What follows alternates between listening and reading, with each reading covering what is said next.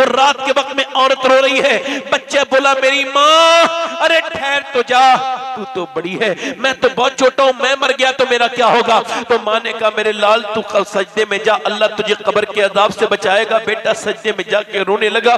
जब बेटा सजदे में जाके रोया तो माँ भी रो के बोली मालिक यहाँ तक लाना मेरा काम था, यहाँ से आगे मेरे बच्चे को कबूल कर लेना ये तेरा काम है। ये मेरा यतीम बच्चा है, मैं इसकी बेवा माँ हूँ मालिक, इस मेरे बेटे को कबूल कर ले, तू बेपनाह ताकतों वाला है, तू असर देने वाला है, मेरे अंदर कमियां बहुत है, तू बड़ा ही करीब है, करम कर दे अपने महबूब के वसीले से।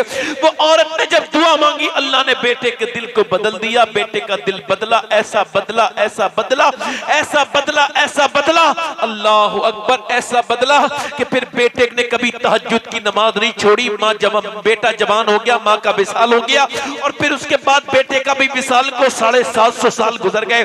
दिल्ली की गलियों में जाकर के चेक करो, और जाके बादशाहों की बीवियों की कब्रें चेक करो, और मुगलों की शहजादियों के उनकी कब्रों के निशान मिट गए, ढूंढने पर भी नहीं मिलेगा। मगर जो रात को रोटी थी उसका मजार 3 बीघा जमीन में बना हुआ है, उसका नाम सैयदा जुलेखा अलमारूफ माई साहिबा है, उसके मजार पे बुध के दिन मेला लगता है, और जाके चेक कर लो, बादशाहों की कब्रें मिट गई, मगर जो रात को रोता था उसका मजार उसके बेटे का 3 बीघा, उसका कई सौ बीघा जमीन में अकेले का बना हुआ है, और उसके मजार पे रोज मेला लगता है। उसके बेटे का नाम निजामुद्दीन महबूब इलाही है। जब माँ सजदा करे मियाँ दिल्ली में तो बेटा दिल्ली को शरीफ बना देता है। जब माँ सजदा करे किचोचा वाले की तो किचोचा में कदम रखे शरीफ बना दे। जब माँ सजदा करे बरेली वाले की तो मेरा इमाम बरेली को शरीफ बना दे। जब माँ सजदा करे मोइनुद्दीन चिश्ती की तो उसका बेटा अजमेर को शरीफ बना दे। जब माँ सजदा करे अब्दुल कादिर जिलानी की उसका बेटा बगदाद को शरीफ बना दे। जब सजदा करे माँ इमाम हुसैन की तो उसका बेटा करबला को शरीफ बना दे।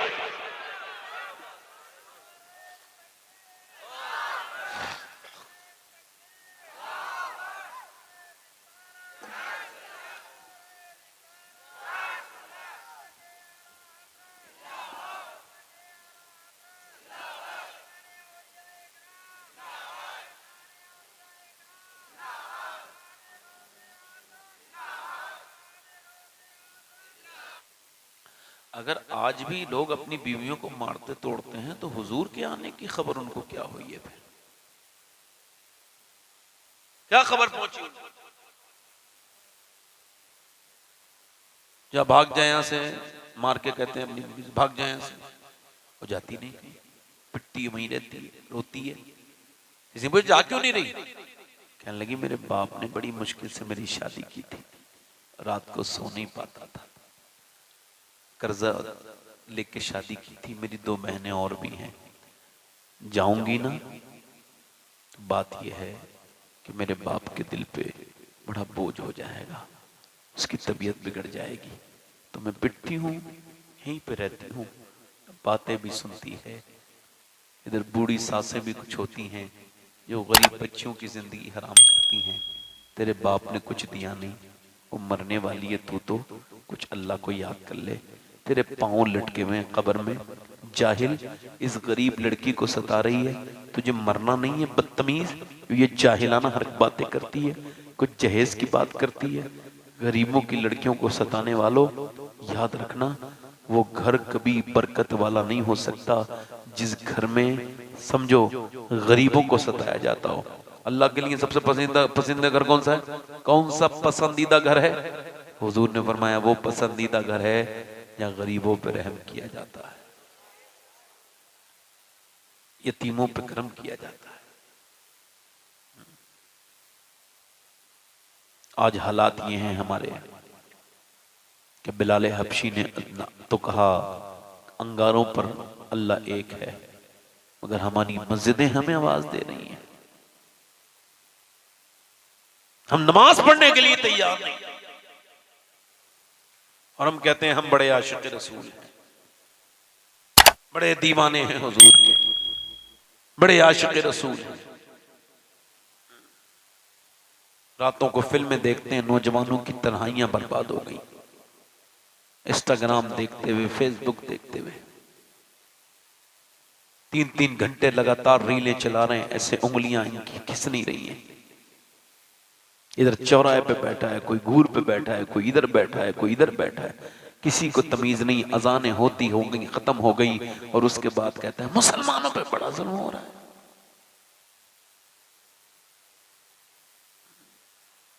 अपने अमल भी तो देखो।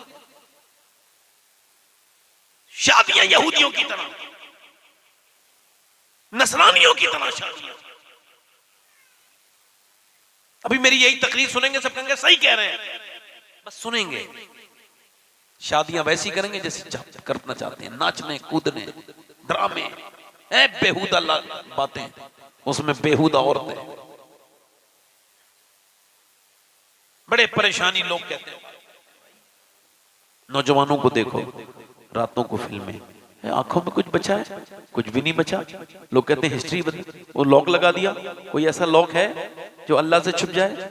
मेरी करतूत, आपकी करतूत, आपका स्या चिट्टा, मेरा स्या चिट्टा, क्या बताओ कयामत के दिन क्या करोगे? मेरे दोस्तों, मेरे भाइयों, ये आंखें तुम्हारी हैं? नहीं नहीं नहीं नहीं, ये तेरी आंखें नहीं मेरे भाई। हुजूर फरमाते हैं ये अमानत है। एक एक लम्हा मेरी जिंदगी का अल्लाह की अमानत है।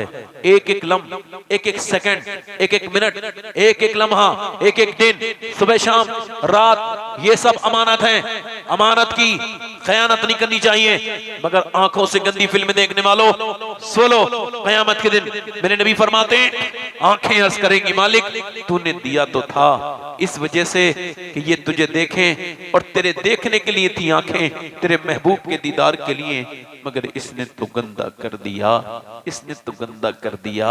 मुझे बताओ, आंखों से देखना आंखों का जिना है, आंखों का जिना है।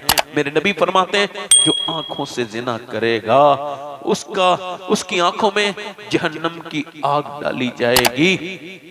फुकहा ने लिखा, उलमा ने लिखा, अब्दुल्ला इब्ने मुबारक काबे का तवाफ कर रहे हैं और एक दुआ कर रहे हैं पूरे काबे में, हतीम में, मुल्तजिम पर, वही मकाम इब्राहिम पर, वो रुकने यमानी पर, रुकने शामी पर, रुकने इराकी पर, मुल्तजिम पर, वो यही सफा मरवा पे यही वो दुआ कर रहे हैं। अल्लाह, एक आदमी यही दुआ कर रहा है, अल्लाह मेरा ईमान पे खात्मा करना। फिर मकाम इब्राहिम पे झुक जाता है अल्लाह के सामने, 2 रकात नमाज पढ़ता है, फिर कहता है मालिक मेरा ईमान पे खात्मा करना, ईमान पे खात्मा करना।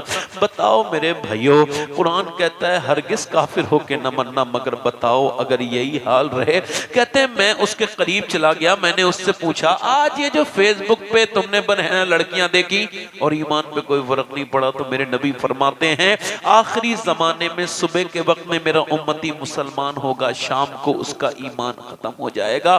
ऐसा हाल होगा आखिरी जमाने में जब नाच गाने के ये जमाने हैं, बदकारियों के जमाने हैं, वो और इस जमाने में लोग नहीं डरते, उस जमाने की लोग बात करता हूं। कहते हैं मैंने उससे पूछा एक ही दुआ याद है? 3 दिन से लगातार काबे के आसपास एक ही दुआ कर रहा है। क्या तुझको एक ही दुआ याद है, दूसरी कोई दुआ याद नहीं? कह लगे बात यह है हुजूर, वो रोने लगा, मेरे 2 भाई थे, एक ने 40 साल अल्लाह की रजा के लिए अजान पढ़ी, एक ने 35 साल, मगर जब दोनों मरे हैं तो ईमान पे नहीं मरे, बेईमान होके मरे।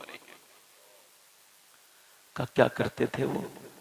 का औरतों को बुरी नजर से देखते थे, उनकी आंखों में पासदारी नहीं थी, पाकीज़गी नहीं थी। निगाह की शुरुआत जिना की आंखों से होती है, पहले आंखें देखती हैं, दिल पसंद करता है और शर्मगाह इस फेले बद को कर जाती है। मेरे दोस्तों, मेरे भाइयों, जरा गौर तो करो। अल्लाहु अकबर।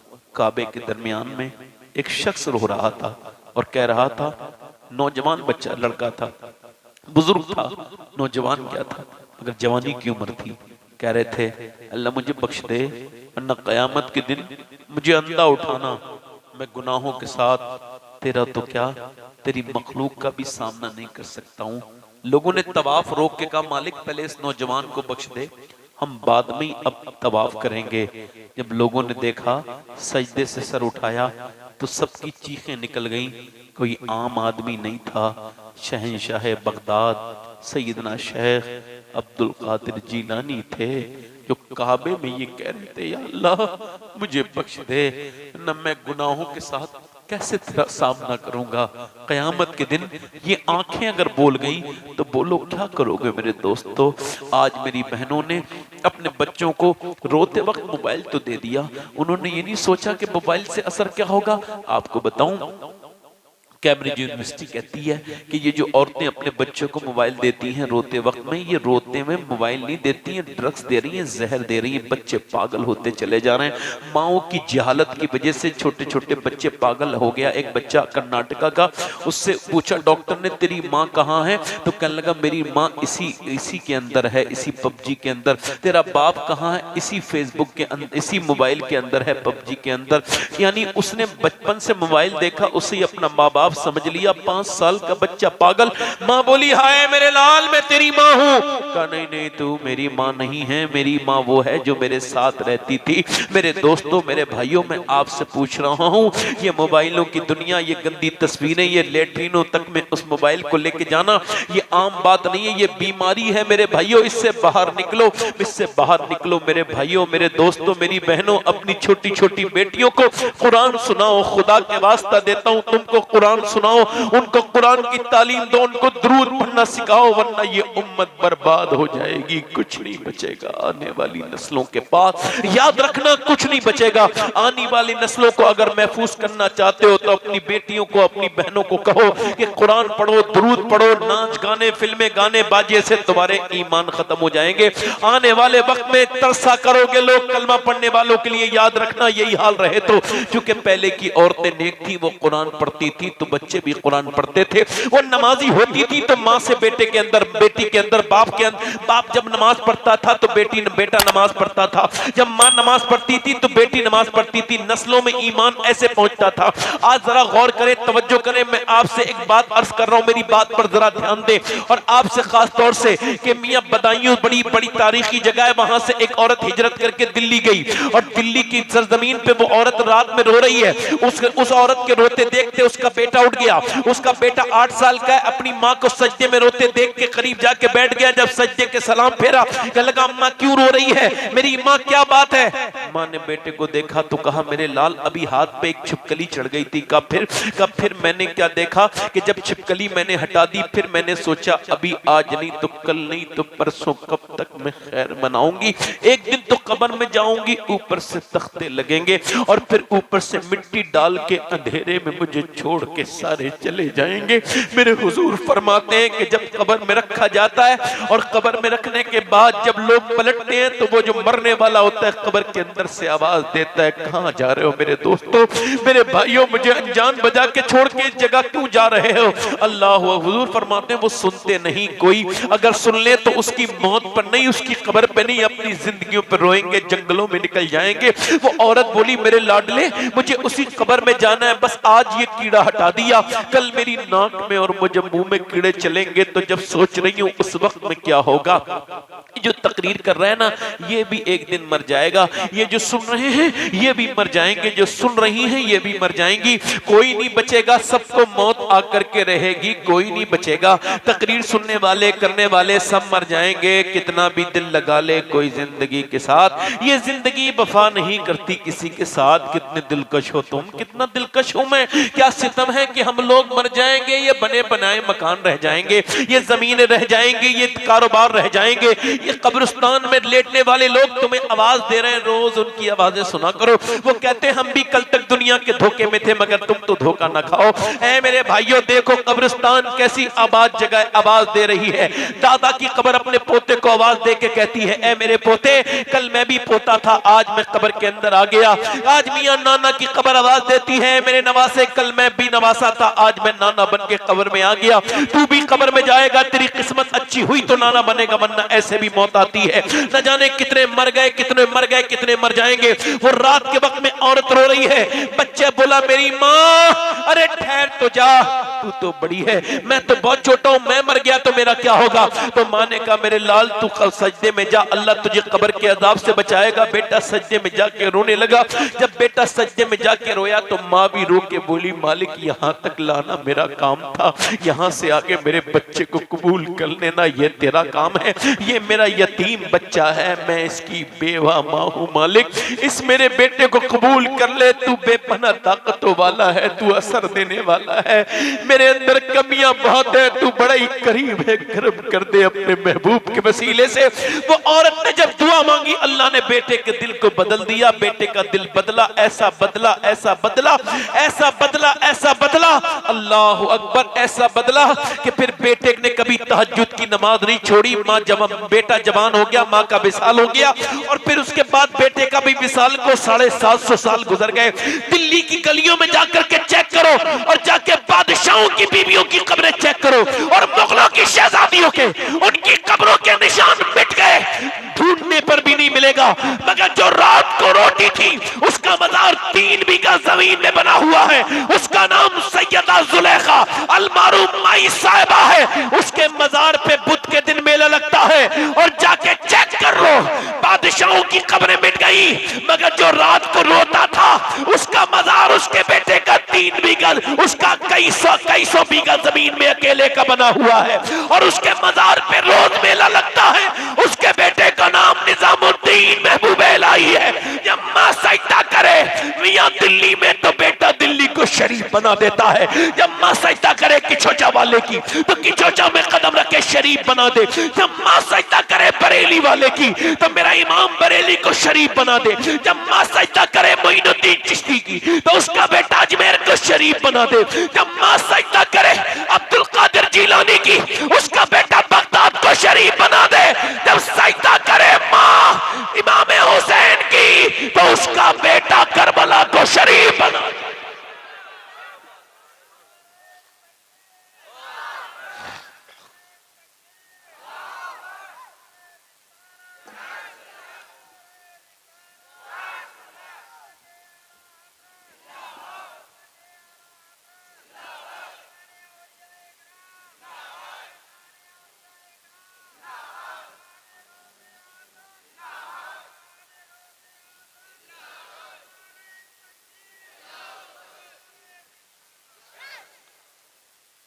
जो हमारी बहनें बेटियां ये समझती हैं हमारे बच्चे हमारे मुखालिफ हो गए। नहीं नहीं, आपने खुद ही इन बच्चों को मुखालिफ बनाया है, तुमने दीन नहीं सिखाया। देखो बच्चा छोटा होता है, 2 साल का 3 साल का, बोलना सीखे ना उसको। 2 साल के बच्चे को, 1.5 साल का 2 साल का बच्चा जब बोलना शुरू करे ना, तो तजर्बा करना। आला हज़रत ने फरमाया उसको अल्लाह का नाम सिखाओ, मगर उसको नाम सिखाओ रब का, उसको नाम सिखाओ। मगर सुनो, आप सिखाओगे मगर सीखेगा नहीं। इमाम गजाली कहते हैं तुम अपने बच्चे से कहना। इसी वजह से हाफिज, कारी, मौलाना, मुफ्ती, ये सब माँ बाप के फर्मा बरदार होते हैं। मगर सुनो, जब तुम कहोगे ना उससे, कहो बेटे अल्लाह अल्लाह अल्लाह अल्लाह, बच्चा कुछ बोलना नहीं जानता, मगर आपका जवाब दे रहा है अब्बा अब्बा। कह गए नहीं अल्लाह, आप कह रहे हो अल्लाह अल्लाह अल्लाह अल्लाह, वो कह रहे अब्बा अब्बा। इमाम गजाली कहते वो कहता थोड़ी है, उससे अल्लाह कहलवाता। देख तूने इसे मेरा नाम सिखाया है, मैंने इसे तेरा नाम सिखा दिया।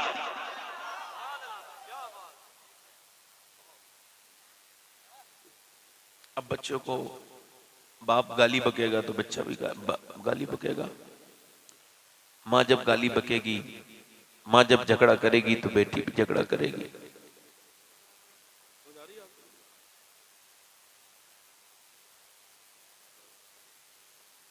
दुरूशी पढ़ो। थोड़ी देर और बोलो, 5-10 मिनट। 1.25 घंटा हो गया मुझे बोलते हुए, आपको एहसास तो नहीं हुआ? थोड़ी देर और बोलता हूँ। अल्लाह ताला आपको सलामती अता फरमाए।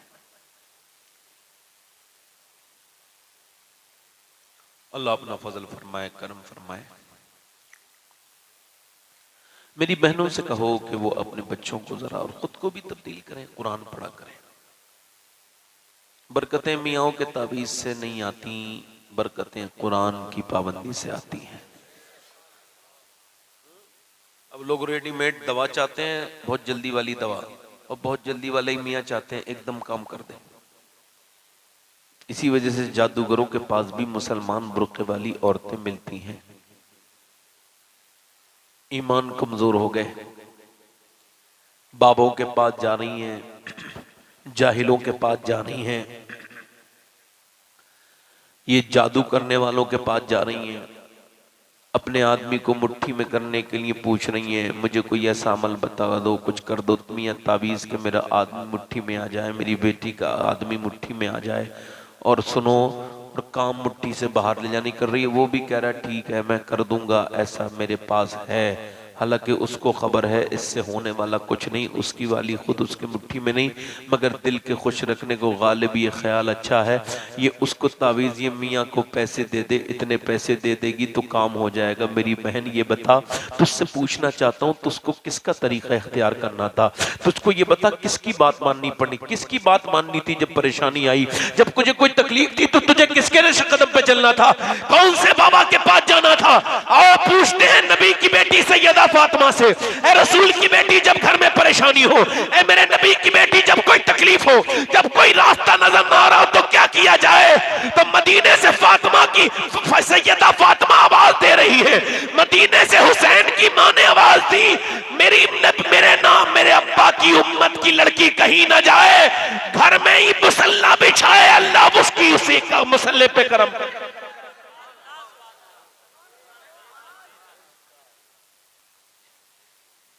जैसे मैं कुरान पढ़ती थी वैसे ही वो भी कुरान, जैसे मैं कुरान पढ़ती थी वैसे वो भी। अब कुरान भी नहीं पढ़ रही, ना नमाज पढ़ रही, रेडीमेड मियाँ, रेडीमेड तावीज, रेडीमेड काम। इससे बदतमीजी फैलेगी। गैर मुस्लिमों ने बड़ी ताकतें लगाई हैं, वो ये कहते हैं कि हमने इतनी लड़कियां बदलनी, इतनी अपने मजहब में कर ली। मैं कहता हूं अभी आपने उन लड़कियों को बदला है जो कॉलेज की वजह से बेहया हो गई थी, आपने उनको बदला है जिनके अंदर ईमान नहीं था, वरना ईमान वाली तो पूरी दुनिया एड़ी रगड़ के मर जाए फिर भी एक ईमान वाले के ईमान खत्म नहीं कर सकते हैं। 15,000 बच्चे या 16,000 से ज्यादा बच्चे गजा में शहीद हो गए, फलस्तीन में शहीद हो गए, जिनकी उम्रें 10 साल से कम थी, और 4-4 बच्चे एक एक ब्रेड उनके हिस्से में आता है। जब वो रोजा रख के माँ बाप दौड़ते हैं खाने के पीछे तो ऊपर से बम गिरता है, वो सारे शहीद हो जाते हैं। मगर मैं सैयद हूं, मैं अपनी बहनों के लिए बता रहा हूं जिनको अपने चेहरे पे सर ढकने, चेहरा ढकने से प्रॉब्लम है, जिनको घबराहट महसूस होती है, जिनको घुटन लगती है, जिनको फैशन ने बेपरवाह कर दिया, जिन्हें कब्रों से डर नहीं, जिन्हें हुजूर से मोहब्बत नहीं, उन बेवकूफ बेहया।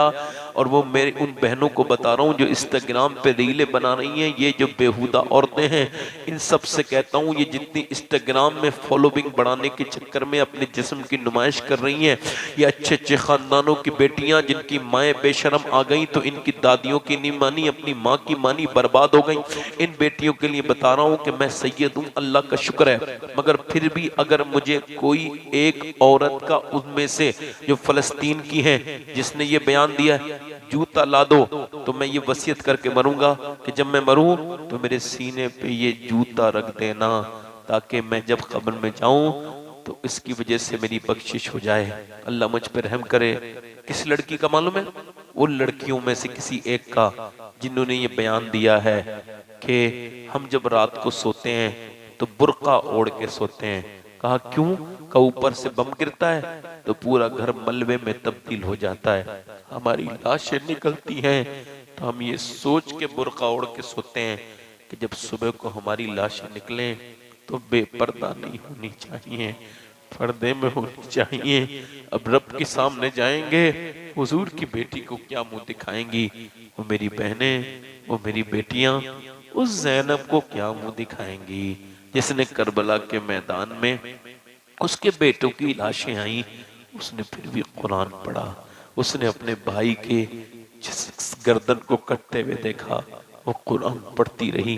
वो ज़ैनब जिसने 5000 किलोमीटर का सफर तय किया मगर कुरान पढ़ती रही। ऊंट की नंगी पीठ पर वो शहजादी चली मगर कुरान की पाबंदी। इमाम ज़ैनुल आबिदीन कहते हैं, मैंने कहा फूफी जान, किसी के यहाँ एक मौत हो जाए वो खुद कुरान नहीं पढ़ती, भूल जाती है। आपने इतनी इतनी मौत, इतनी शहादतें देखने के बाद भी आपका कुरान कुरान आपकी लब पर है। किससे सीखा? तो सिखाने वाला उस्ताद बड़ा हो तो शागिर्द भी मजबूत होता है। ये किससे सीखा कुरान? आवाज आई, अपनी माँ फातिमा से सीखा, अपने बाप अली से सीखा। जब कोई बेटी आके तुम्हारे घरों में कुरान पढ़ना शुरू कर दे, बहू कोई आए ना नई नई, और नई बहू आने के बाद फिर कुरान भी तलाश करे और मुसल्ला भी तलाश करे, तो तुम्हें मुबारक हो, तुम्हारे घर में बरकतें आ गई हैं। और अगर नई बहू आकर के फिल्में देखे मोबाइलों पे, तो समझ लो तुम्हारी नस्लें अब बर्बाद होने वाली हैं। ये मैं हर तकरीर में इतनी ही दिल से क्यों करता हूँ, इसकी वजह यह है कि हो सकता है ये तकरीर मेरी ज़िंदगी की आखिरी तकरीर हो, तो फिर मेरा रब चाहे तो हुजूर की बारगाह में जब जाऊँ कब्र में, अल्लाह करे खैर से वो दिन लाए। अच्छे खात्मे की पहचान में पढ़ रहा था, नबी पाक ने फरमाया, मरते वक्त जिसकी आंखों में आंसू आ जाएं और पेशानी पे उसके पसीना आ जाए, तो समझ लो वो खौफ खुदा से मरा है और ईमान पे इंतकाल हुआ है। जिसकी आंखों में आंसू आ जाए, अल्लाह ताला हम सबको ईमान की मौत अता करे। मेरे दोस्तों, मेरे भाइयों, बस मेरी तकरीर यहीं पे अपने इख्तिताम को पहुंचती है। अल्लाह ताला आपको सलामती अता करे, अपनी जिंदगी में तब्दीली लाओ। अभी 6 महीने हुए हैं, मैंने अपनी अम्मी को कब्र में रखा है। जिसने मुझे 9 महीने पेट में रखा, उसे मैंने कब्र में रख दिया और वो चली गई अजीम शान खातून। वो अजीम खसारा हुआ कि जिसका कोई अब बदला दुनिया में नहीं है। मेरे तो न माँ है न मेरे वालिद है। 25-24 साल हो गए मेरे वालिद को दुनिया से गए हुए तकरीबन, और मेरी माँ को 6 महीने हो गए। आपको ये बात बता रहा हूँ, अगर माँ बाप जिंदा है तो बाद में बड़ा अफसोस करते हैं लोग, तो कोई फायदा नहीं होता। माँ की ठंडी कब्र की मिट्टी से लिपट के रोने से क्या फायदा, जब जीते जी उसको सताया, तकलीफें दी। तकलीफ बाद में एक साहब को मैंने देखा कब्र पे बैठे हुए रो रहे थे। क्यों रो रहे हो? कहा अम्मी की याद आ रही है। मैंने कहा तुम्हारी वजह से उसको शुगर हुआ, तुम्हारी वजह से वो बीमार हुई, घुट घुट के मर गई, पैसे नहीं देते थे उसे, मोहताजों की जिंदगी गुजार के मरी है, अब मर गई तो उसको भी क्या लगता होगा तू कितना बड़ा ढोंगी है कि माँ के लिए अब तुझे याद आई है माँ। अब जब तो अपनी बीवी के डर की वजह से माँ के पास जाने से डरता था, बीवी की डर की वजह से माँ से बात नहीं करता था। लानत है ऐसे बदबख्त जालिम जाहिलों पर जो अपनी बीबियों के डर की वजह से अपनी माँ से बात नहीं करते। 1000 बार लानत भेजता हूँ। ऐसों की जबानें इससे ऐसे निकालनी, हाथ पकड़ के निकाल लेनी चाहिए हाथ से, जो अपनी माँ के खिलाफ बात करते हैं, बाद मरने के रोते हैं, ढोंग करते हो। जीते जी बाप से बात नहीं की है।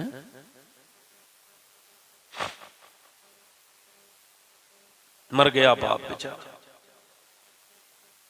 आज हमने कहाँ कहाँ तकरीर ने की, मैंने अल्लाह का शुक्र है पूरे हिंदुस्तान का कोई खित्ता नहीं छूटा, कोई शहर नहीं छूटा जहाँ अल्लाह का फजल है मेरी तकरीर नहीं हुई। मैं किसी लायक नहीं, ये अल्लाह के करम के मामले, जिसे चाहे उसको नवाज दे, ये दर हबीब की बात है।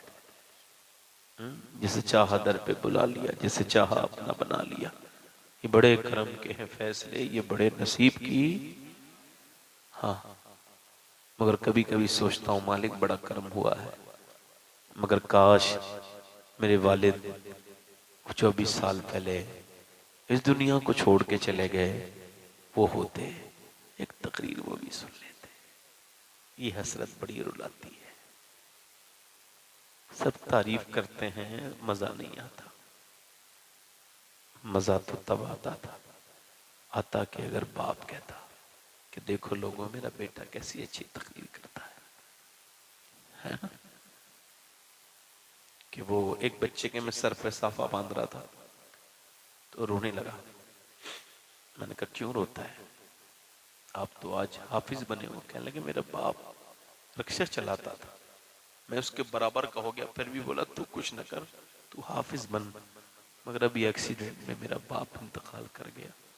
सोच रहा हूँ सब हैं, मुझे हाफिज बनने की जिसके दिल में सबसे ज्यादा खुशी होती वो मेरा बाप 2 महीने पहले दुनिया से चला गया। मैं सोचता हूँ मेरा बाप होता। ये अफसोस रह जाते हैं, रुलाते हैं, दर्द देते हैं, तकलीफ देते हैं। मगर अगर आपके माँ बाप हैं तो जिंदगी बनाओ, उनसे दुआएं लो। हुजूर का एक आशिक है, उसका नाम है सैयदना उवैस करनी, और वो आशिक रसूल है।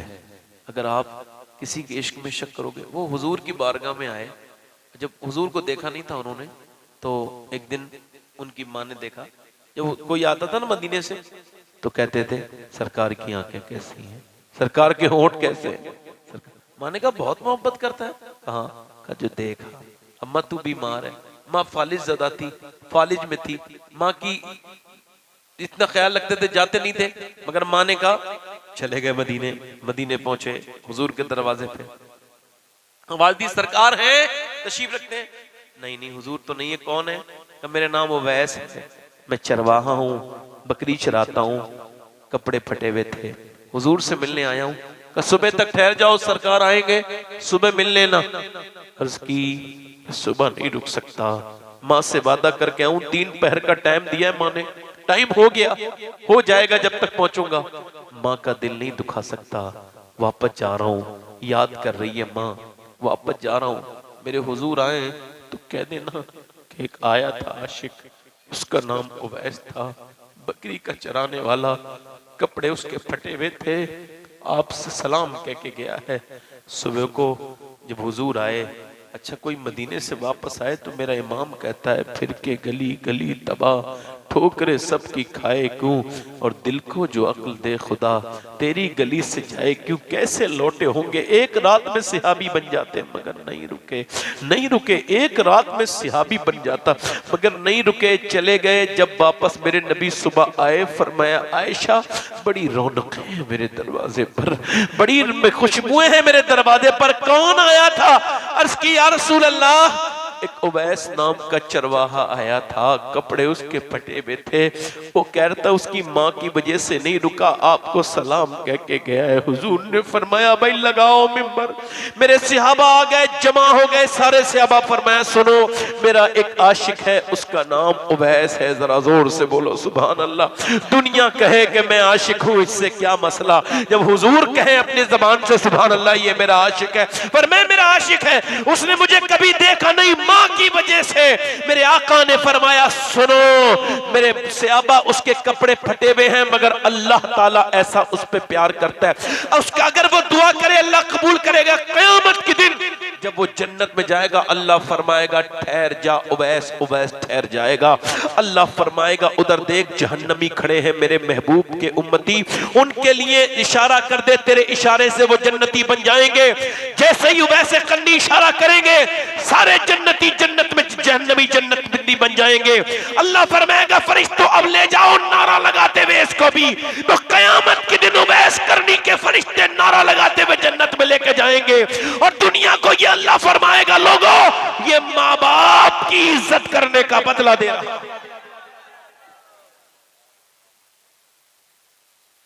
माँ बाप की इज्जत, किसी पीर की दुआ बाद में लेना, पहले माँ बाप की लो, माँ बाप से दुआएं करवाओ।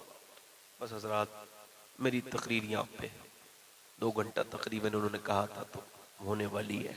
अल्लाह ताला आपको सलामत रखे और बकरामत रखे। मुझे बताओ तौबा करोगे इंशाअल्लाह अल्लाह से? अच्छा डर लगता है, नहीं लगता? अल्लाह के सामने कैसे जाएंगे? हालत फरमाते हैं शर्म नबी खौफ खुदा ये भी नहीं, रिज़्क़ खुदा खाया किया, फरमाने हक टाला किया। शर्म नबी खौफ खुदा ये भी नहीं, ये भी नहीं है? अल्लाह अकबर। एक आदमी ने वसीयत की कि मुझे कब्र से बड़ा डर लगता है। हाँ, हुजूर फरमाते हैं, और मैं अल्लाह के सामने डरता हूं तो मुझे ऐसा करना कि आग लगाना, और जो मेरे जर्रे बने ना आगे के बाद, बिल्कुल आग के बिल्कुल मेरा पाउडर बना देना बनने के बाद, और फिर बहा देना, कोई पहाड़ों पर डाल देना, कोई समंदर में इधर उधर फेंक देना। ठीक है, अब अल्लाह तो हर शय पे कुदरत रखता है, उसके लिए क्या बड़ी बात है। उसने ये सोच के कि मैं अल्लाह के सामने जाऊंगा ही नहीं। अब सुनो, उसको उसके बेटों ने मरने के बाद जलाया, उसकी राख भी फेंक दी उधर उधर सामने। अल्लाह ने फरमाया, इशारा किया, हुक्म फरमाया, वो तो कुन कह दे सब हो जाता है, हर शय पर कुदरत रखता है। आवाज दी, इसे जमा करो, जमा हो गया। इंसान फिर तैयार। अल्लाह ने फरमाया, क्यों जलवाया था तूने अपने आप को, क्या बात है?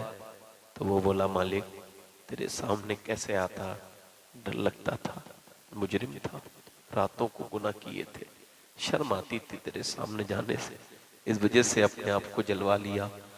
अल्लाह ने फरमाया, ये बता मैं तुझे क्यों न बख्शूं, जबकि तू मुझसे बिन देखे इतना डरता है, मैं तुझे क्यों न बख्शूं। बस मेन बात है डरने की, डरा करो उससे, अपनी मौत के बारे में सोचा करो, कब्र के बारे में। बताओ कि